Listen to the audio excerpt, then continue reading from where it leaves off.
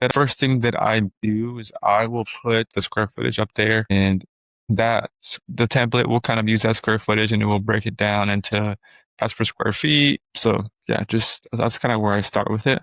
But then, so did I kind of decide like what I want to use for my production rate? So here, so this is actually for a contract that I actually won about a couple months ago.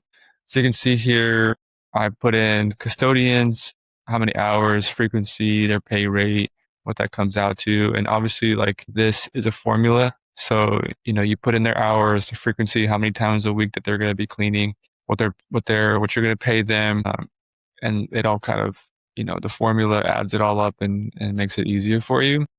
So here I have custodian supervisor. One of the things that I recently started doing was starting to charge for supervisor hours, which I think is really important because, regardless of who is supervising the account, whether it's me or somebody else, like I have to be charging for those hours. And this is something that I'm still fairly new at and I'm getting better at little by little. But even this right here, I did 1 hour once a week for $16. I mean, that's okay, but realistically, I should have done more than that. So yeah, so really, this is kind of where you put your man hours right here. Taxes and insurance. So I use a 20% 20% upcharge for taxes and insurance.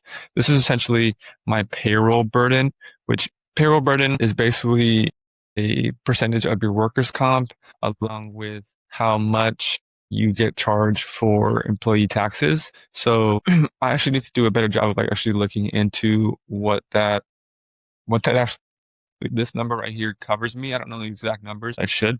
That 20% definitely covers me. And then here, these are kind of like presets that I use for equipment. So 5%, here you can put in extra services like we talked about, like whether it be window cleaning or monthly deep clean, quarterly strip and wax, bottom carpet cleaning. You can put that into your contract, into your bid. And yeah, the template makes it super easy because, like I said, you just put it, you want to add it 10%, or sometimes you can actually even, oops, I didn't mean to do that. You can even, if you just want like a set number, let's say, yeah, okay, I want to charge $500, you can just do that instead of doing a percentage, right? So that's one of the things I really like about this is that it's really easy to use, right? It makes it simple. I don't have to do a lot of math and guesswork. But yeah, so in here, like I said, equipment, weekly cleaning inspections. I don't know why I have that in there. That should already be included. Monthly deep clean, quarterly strip and wax, biannual carpet cleaning. So like I said, you can just play around with this and use this template to, put in different services you want to offer. It just makes it simple and it adds it all in for you. Paper products and chemicals, 5%, uniform dust. I don't even know what dust means. 5%. So these are just presets. I will probably increase these numbers. I haven't done that in a long time, so I'll probably increase these as I go. But anyways, so yeah, this number down here, this adds up all of your payroll burden, your expenses, as far as like equipment, uniforms, anything you can think of as far as like what it takes to get the job done. I put that right in here. Overhead. So overhead is going to be anything that isn't directly related to you providing a service. So whether that be like Wi-Fi, you're renting an office space, a co-working space, the software that you use, like payroll, QuickBooks, anything that's like indirectly, it's obviously still at the end of the day still affects your business, but it's not like a direct impact on it. So that's what overhead is. There is a formula for that. So I would look that up if I were you, how to calculate your overhead. I don't know off the top of my head right now, but I use 30%. Sometimes I play around with that number depending on how I'm feeling. And then profit. So obviously profit is what you are trying to make at the very end after all your expenses, everything is paid off. Profit on this account is pretty low, but that is because I charge 2.5 hours for the actual cleaning and we're getting it done in 2 hours. So that saves me a lot of time there. That's one of the things that I like to do in my bids is I like to, let's say I want to charge for 3 hours a night, but then I challenge myself to get it done in 2 hours a night. So, okay, so how can I increase my productivity rate? What tools can I invest in? What equipment can I use to make get this done a lot quicker? And that's something that has helped me a lot, really increase my margins because yes, let's say my margins on here are 15%. Also, I do fluff up this overhead because I don't really need 30%. So there's just so many ways that you can increase how much money you actually make. But in here, at least I know for a fact I'm making 15%, which is pretty low.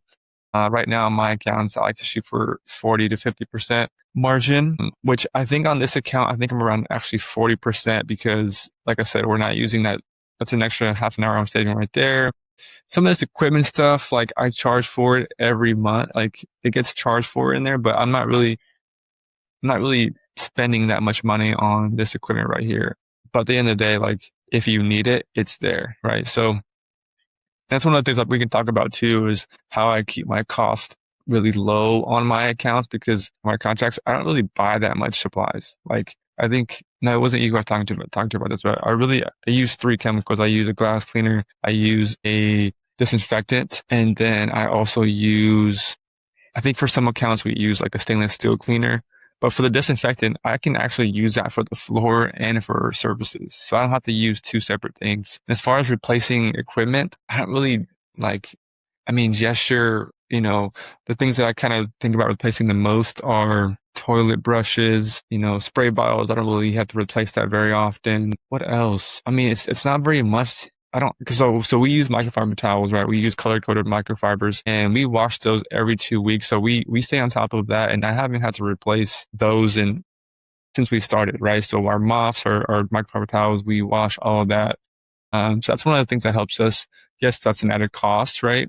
But in the long run, it actually saves us money because we're not having to buy extra stuff. So I know that this probably is like a very, very poor explanation of how to use this template.